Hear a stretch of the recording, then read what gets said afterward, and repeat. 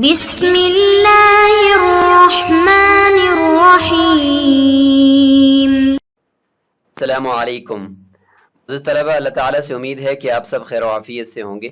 آج ہمارا سبق نمبر 122 ہے اور ابو زکوٰۃ المال میں ہم فصل فی العروض پہ بات کر رہے تھے۔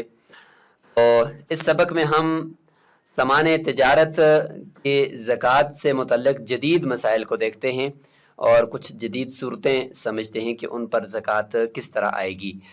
تو سب سے پہلے ہم بات کرتے ہیں شیئرز کی مختلف صورتیں اور ان پر زکوٰۃ کا حکم۔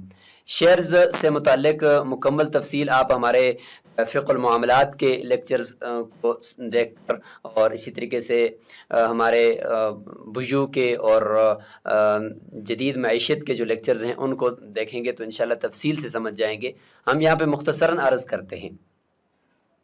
شیئرز یعنی مختلف سٹاک مارکیٹ میں جو کمپنیاں کے شیئرز یعنی حصے دار بنتے ہیں لوگ اور ان کے حصے خریدتے ہیں اور اس بزنس کے اندر وہ شریک ہو جاتے ہیں اور پھر اس کے نفع کے اندر بھی وہ شریک ہوتے ہیں، تو وہ جو حصے ہوتے ہیں جس میں وہ حصہ لے کر اس کمپنی کا حصہ بن جاتے ہیں تو اس کو شیئرز کہتے ہیں۔ تو جو شخص جس کمپنی کا شیئرز خریدتا ہے اور پھر آگے اس کے اوپر بھی وہ بزنس کرتے رہتے ہیں تو اس شیئرز کے اوپر زکوٰۃ آئے گی یا نہیں آئے گی۔ تو شیئرز کی کچھ صورتیں ہوتی ہیں، ہم ہر ایک کو سمجھنے کی کوشش کرتے ہیں۔ تو شیئرز کی ایک صورت یہ ہوتی ہے کہ تجارتی کمپنی کی شیئر ہوتی ہیں۔ کمپنی ایسی ہے کہ مثلا لوہا، کپڑا، سیمنٹ، الیکٹرانک سامان، پہننے اور اوڑھنے کی چیزیں اور اس طریقے کی چیزیں وہ فروخت کرتی رہتی ہے، تو یہ کمپنی ہوتی ہے اور اس کے شیئرز ہوتے ہیں۔ اور شیئرز وہ ایسی کمپنی کے ہوتے ہیں کہ جو خرید و فروخت نہیں کرتی، اجارہ والی کمپنی ہوتی ہے، یعنی مختلف جو کمپنیوں کے اندر یعنی وہ اس طرح کے مختلف چیزوں کے وہ کرائے وصول کرتی ہے۔ مثلا ریلوے کمپنی ہے، بس کمپنی ہے، وہ صرف کرائے وصول کرتی ہے اور اس کا کام کوئی خرید و فروخت نہیں ہوتا۔ تیسری ایک قسم کی کمپنی ہوتی ہے مینوفیکچر کمپنی، یعنی وہ باقاعدہ خام مال خرید کر اور پروڈکٹ تیار کرتی ہے اور اس کے بعد اس کو آگے فروخت کرتی ہے، سیل کرتی ہے۔ اب ان تینوں قسم کی کمپنیوں کے جو شیئرز اگر کوئی بندہ خریدتا ہے تو اس کا حکم بھی الگ ہوگا۔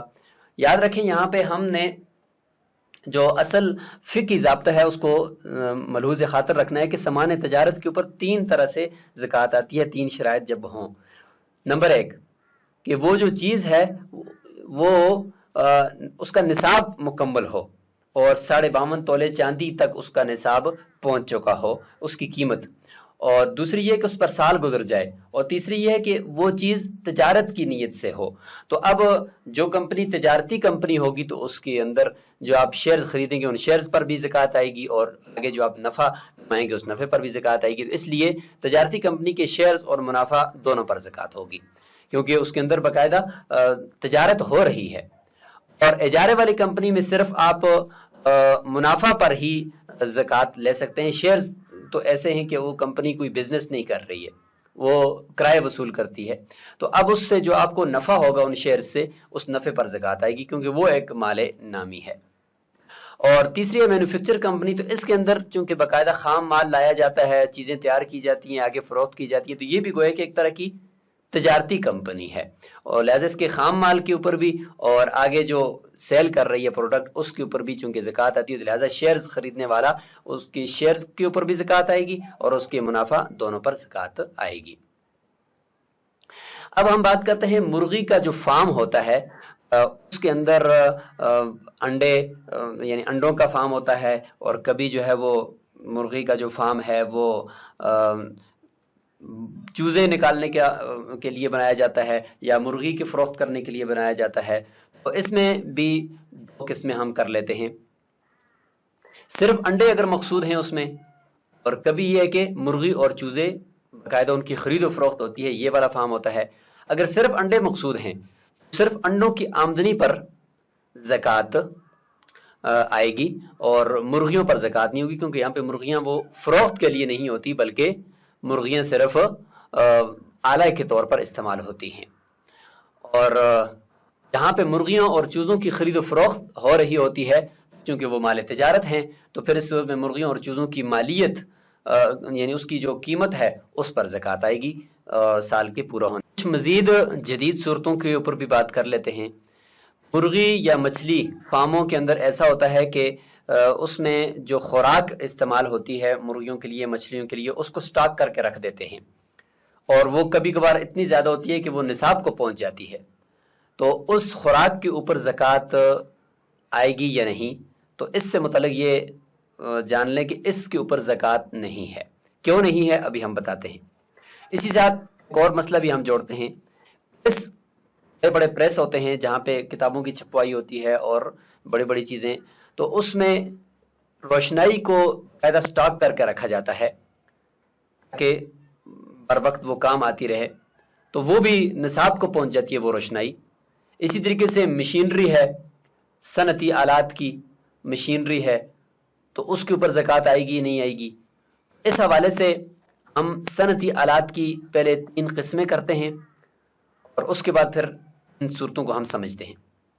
صنعتی آلات کی ویسے 3 قسمیں ہوتی ہیں۔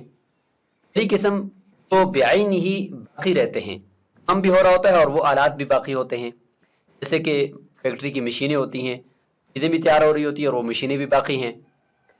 اور نمبر 2، بالکل یا ختم ہو جاتے ہیں وہ آلات، جیسے کہ دھوبی ہے، اس کا صابن وغیرہ وہ سارا ختم ہو جاتا ہے، بالکل اس کا کچھ اثر بھی نہیں رہتا۔ تیسری قسم وہ ہوتی ہے جو بالکل یا ختم بھی نہیں ہوتے اور سامنے موجود بھی نہیں ہوتے، بلکہ ان کا اثر وہ باقی رہتا ہے، جیسے کہ رنگ کلر جو ہوتا ہے، کلر کرنے والے جو ہوتے ہیں ان کی جو کلر ہوتا ہے وہ کپڑے کے اندر یا چیزوں کے اندر وہ دکھائی دے رہا ہوتا ہے۔